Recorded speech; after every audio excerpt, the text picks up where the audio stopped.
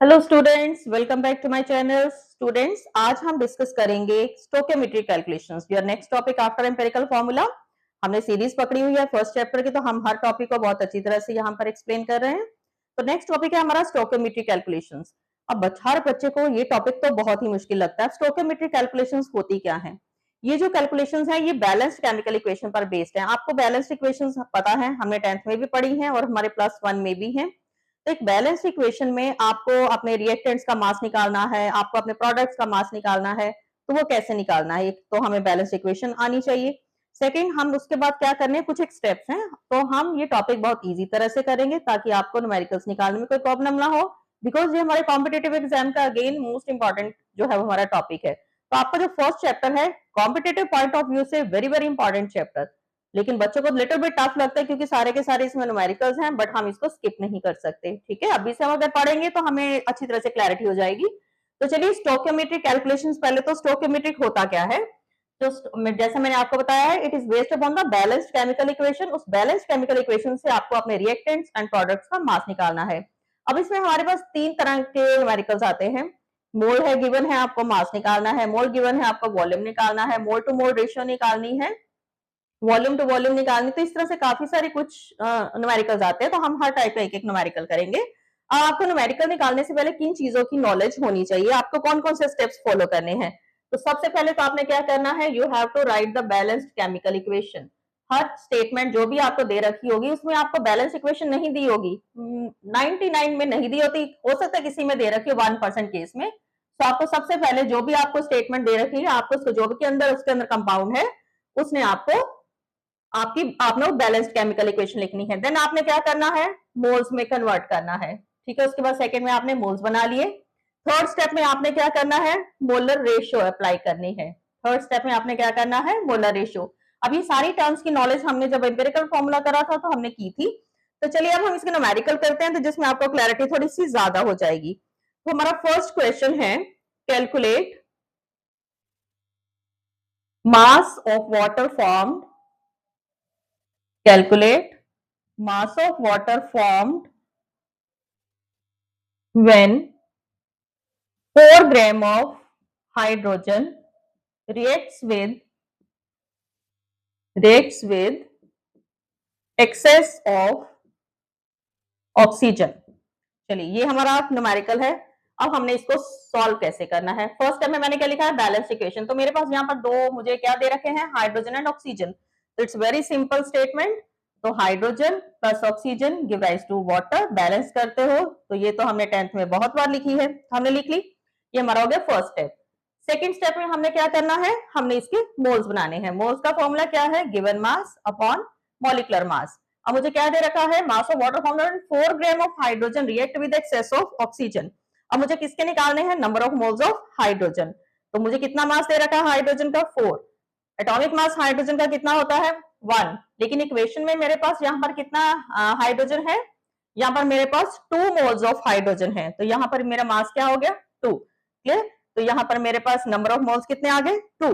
अब third step में मुझे क्या करना है, मोलर रेशियो निकालनी है। वो कैसे निकालेंगे, 2 मोल्स ऑफ हाइड्रोजन जो है वो एक्सेस ऑफ ऑक्सीजन के साथ रिएक्ट करके मुझे कितना वाटर दे रहे हैं, 2। मुझे यहाँ पर निकालना क्या है, मास ऑफ वाटर निकालना है। तो मेरी स्टेटमेंट मुझे क्या बता रही है कि 2 moles of hydrogen are giving 2 moles of water. तो हम वही लिखेंगे यहाँ पर, 2 moles of hydrogen react to give, मैं बहुत सिंपल तरीके से आपको यहाँ पर लिखकर बता रही हूँ, react to give 2 moles of water.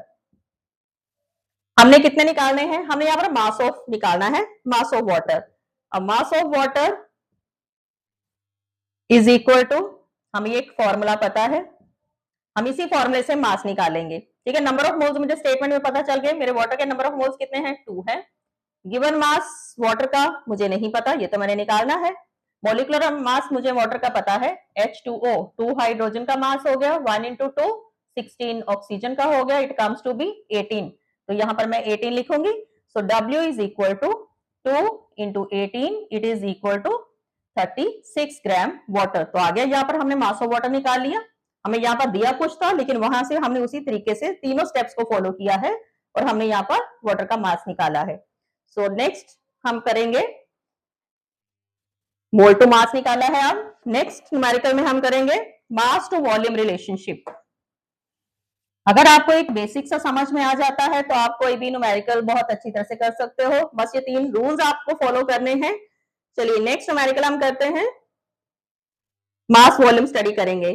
Calculate the volume of carbon dioxide at STP, standard temperature pressure, at STP when 10 gram of calcium carbonate decomposed। Statement आपने 2 बार पढ़नी है अच्छी तरह से जब भी आपको कोई न्यूमेरिकल आता है। चलिए तीनों स्टेप्स बारी बारी से फॉलो करते हैं। सबसे पहले मुझे बैलेंस डीकंपोजिशन ऑफ CaCO3, मुझे ये स्टेटमेंट दी है तो मैं इसका रिएक्शन लिखते हैं। पहले कंपोजिशन मिली तो मुझे क्या निकला है यहाँ पर, क्विकलाइम एंड कार्बन डाइऑक्साइड। तो पहले देखते हैं कि क्या ये इक्वेशन बैलेंस्ड है। So yes, it's a balanced chemical equation. Second step में मुझे मोल्स निकालने हैं। किसके निकालने हैं? CaCO3 के। मोल्स निकालने का फॉर्मूला क्या है? गिवन मास अपॉन मॉलिक्यूलर मास। गिवन मास कितना है? 10 ग्राम। अब CaCO3 का मॉलिक्यूलर मास आपको हर न्यूमेरिकल में निकालना पड़ेगा, तो इसलिए मैंने आपको पहले ही बताया है कि 1 to 30 तक आपको हर एक एलिमेंट के एटॉमिक नंबर और एटॉमिक मासेस पता होने चाहिए। चलिए कैल्शियम का एटॉमिक मास होता है 40, कार्बन 12, ऑक्सीजन का 16 होता है, तो 3 से मल्टीप्लाई करोगे इट इज 48। अब इसको ऐड करते हो it comes to be 100 mu. Okay, 100 gram. अब यहाँ पर मुझे कितना ग्राम दे रखा है? 10। ये हम नंबर ऑफ मोल्स निकाल रहे हैं, तो नंबर ऑफ मोल्स मेरे पास यहाँ पर कितने आ गए हैं? 0.1 मोल्स। सेकेंड स्टेप हो गया यहाँ पर मेरा। अब मुझे थर्ड स्टेप फॉलो करना है। ठीक है, third step molar ratio. Third step में हमने मोलर रेशियो निकालनी है। चलिए देखते हैं कैसे। 1 मोल ऑफ CaCO3 मुझे कितनी कार्बन डाइऑक्साइड दे रहा है, क्योंकि मेरे से पूछा क्या है स्टेटमेंट में, मुझे वॉल्यूम ऑफ कार्बन डाइऑक्साइड निकालना है। तो यहाँ पर देखिए 1 mole of CaCO3 is giving 1 mole of CO2। ठीक है, it is giving 1 mole of CO2, ये मुझे दे रहा है। अगर 1 मोल दे रहा है 1 मोल, तो 0.1 भी मुझे 0.1 ही देगा। क्लियर? तो यहाँ पर हमने मोलर रेशियो निकाल ली। अब यहाँ पर मेरे को फोर्थ स्टेप भी करना पड़ेगा, क्योंकि यहाँ पर मुझे वॉल्यूम निकालना है। अब STP पे, at STP 1 mole of gas it is equal to 22.4 litre. ये हमें पता है, इंटर कन्वर्शन में यूनिट्स में हमने ये पढ़ा है। क्लियर? अब 22.4 लीटर जो गैस है मुझे 0.1 मोल दे रहा है। क्लियर? तो यहां पर मुझे कितने में निकालना है? 1 mole of gas, 1 mole of CaCO3 is giving 22.4 litre CO2। यहां से हमने ये निकाला, तो 0.1 मुझे कितना देगा? ठीक है, 22.4 upon 1 into 0.1 it comes to be 2.24 litre CO2। So it's very easy. हमने स्टेप बाय स्टेप अगर आप चलते हो तो कोई भी न्यूमेरिकल ऐसा नहीं कि जो आपसे ना निकले। तो ये हमारा सेकंड टाइप का न्यूमेरिकल हो गया। चलिए एक और थर्ड न्यूमेरिकल करते हैं। ये सारे ही न्यूमेरिकल्स आपके बहुत बहुत इंपॉर्टेंट हैं, ऑल आर एनसीईआरटी बेस्ड। इनको अगर आप समझ लेते हो तो हो नहीं सकता कि कोई भी न्यूमेरिकल आपसे ना निकले। बस एक नीड है कि हमें समझ में आ जानी चाहिए वो चीज। चलिए एक next important question, calculate volume of ammonia formed when 10 liter of nitrogen reacts with excess of hydrogen। Okay, so this is the statement. चलिए सॉल्यूशन कैसे करना है? Again balanced. क्या दिया है स्टेटमेंट में? अमोनिया बना है, किससे बना है? नाइट्रोजन और हाइड्रोजन से। सो मेरा first step, I am writing balanced equation. Nitrogen और हाइड्रोजन मुझे दे रहे हैं ammonia. So now balance it. Nitrogen 2 है, 2, 3 2 6।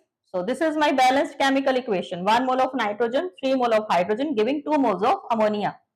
ये मुझे क्लियर हो रहा है, मोल्स भी मुझे पता चल रहे हैं। चलिए सेकंड स्टेप में मुझे नंबर ऑफ मोल्स निकालने हैं। अब यहाँ पर मुझे क्या निकालना है? वॉल्यूम। ठीक है, वॉल्यूम मुझे निकालना है। अब यहाँ पर कंडीशन क्या है कि at same temperature pressure, at same temperature and pressure, ये मुझे दे रखा है स्टेटमेंट में। ठीक है, at same temperature pressure condition जो मुझे दे रखी है। तो यहाँ पर क्या है कि 1 volume of nitrogen, 1 mole means 1 volume, इसलिए हमने यहाँ लिखा 1 volume of nitrogen is giving 2 volume of NH3। ये मुझे क्लियरली यहाँ पर नजर आ रहा है। ठीक है, तो हम क्या लिख सकते हैं, 1 volume means litre, so 1 liter of nitrogen is giving 2 liter of NH3। ठीक है, हम स्टेप बाय स्टेप हर चीज को फॉलो कर रहे हैं। मेरे से कितना पूछा है, 10 लीटर ऑफ नाइट्रोजन, ये मुझे कितना देगा, ये मुझे निकालना है।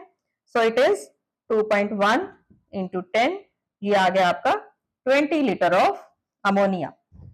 So very very easy numerical. अब एक न्यूमेरिकल मैं आपको प्रैक्टिस क्वेश्चन के लिए दे रही हूँ। ठीक है, ये आपने करके मुझे इसके आंसर आप सेंड करिए। अगर आप करोगे तो आपको बहुत ज्यादा फायदा होगा। Find the volume of carbon dioxide formed when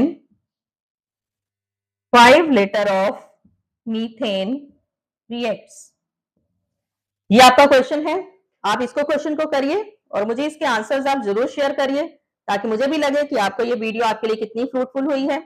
in any case, अगर आप इससे रिलेटेड कुछ और न्यूमेरिकल्स चाहते हो तो अगेन आप मुझे कमेंट करिए, मुझे मैसेज करिए, I will upload another video. So इस वीडियो को देखिए, इसके अच्छी तरह से नोट्स बनाइए एंड लाइक शेयर और सब्सक्राइब करना बिल्कुल नहीं भूलना है, बिकॉज मैं इसी तरह से हर टॉपिक की एक एक शॉर्ट जो है वो अपलोड कर रही हूँ on every Monday and Wednesday. So don't forget to watch this video, like, share and subscribe also. Thank you for watching my video.